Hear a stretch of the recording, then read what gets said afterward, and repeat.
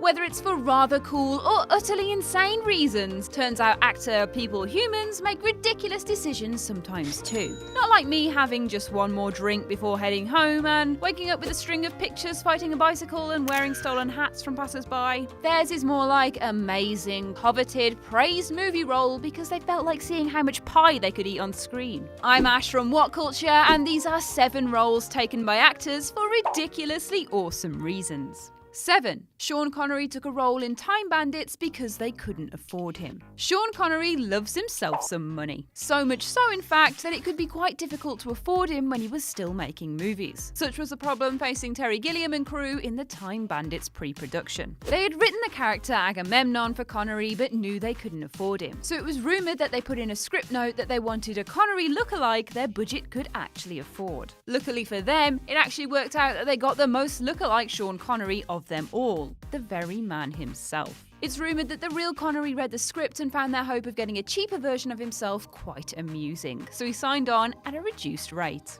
6. Stanley Tucci was only in Captain America to practice his German accent. Actors have to study their craft to get better at it, or at least take random roles and hope for the best that they help expand their skill set. What this usually means is they play a certain role with certain characteristics so they can add those to their repertoire or discard them as something they can't do. Take Stanley Tucci for instance, who apparently just wanted to see if he could pull off a German accent and chose a small film by the name of Captain America in which to practice. Dr. Erskine was a minor enough role that allowed Tucci to brush up on his accent while still slipping under the radar. Still cheeky though.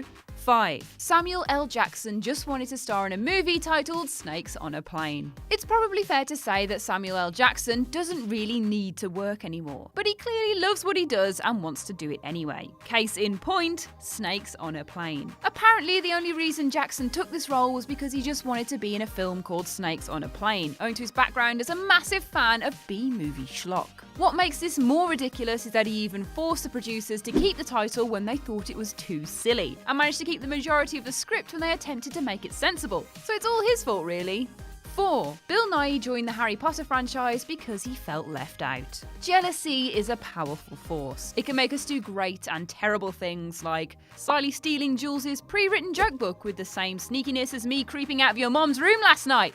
Damn it, it's just not the same. Jealousy is something Bill Nighy knows all about, as he witnessed the Harry Potter juggernaut seemingly come and go. Apparently, he felt he had to do something about that. He took the part of Rufus Scrimgeour because he didn't want to be the only actor in Britain who wasn't in the Harry Potter films. He barely got a quarter of an hour screen time, but hey, at least he wasn't a left-out loser. 3. Raoul Julia played M. Bison to set up his family through hammy acting. The late, great Raoul Julia stole the show completely in Street Fighter as M. Bison, making Chun-Li's motivation look ridiculous by saying he couldn't remember killing her parents because murder is just something he does on a Tuesday. How can you not love that? The reason he took the role in the first place is both sad and brilliant. By the time shooting for Street Fighter began, Julia knew he was dying of cancer, so he chose the job as a gift to his grandkids who were fans of the series. And the bonus point? He used his fee from the film to set up his family for the foreseeable future. A truly noble man.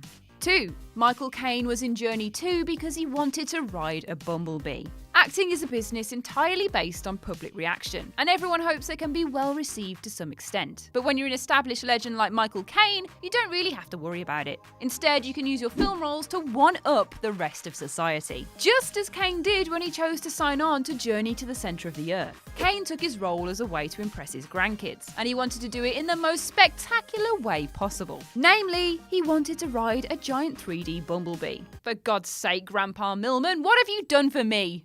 1. Hugo Weaving became Agent Smith to make tiny versions of himself fight each other. If you've starred in Priscilla, Queen of the Desert, anything after that will seem like child's play, and Hugo Weaving shows this to be true. He pantomimed his way through the Marvel and Matrix universe, went full-blown hammy for Lord of the Rings, and made a legend out of V in V for Vendetta. What you might not know about Weaving though is that he signed on to the Matrix series because he'd get immortalised as a toy, which appealed to him because apparently he wanted to make likenesses of himself fight each other. Seriously. We have one of the best modern movie villain performances because a man wanted to fight a plastic version of himself against another one, which is apparently why he also played Elrond in The Lord of the Rings. I mean, who wouldn't want to see Agent Smith face up against Elrond? I have absolutely zero problems with this and 100 respects for this man.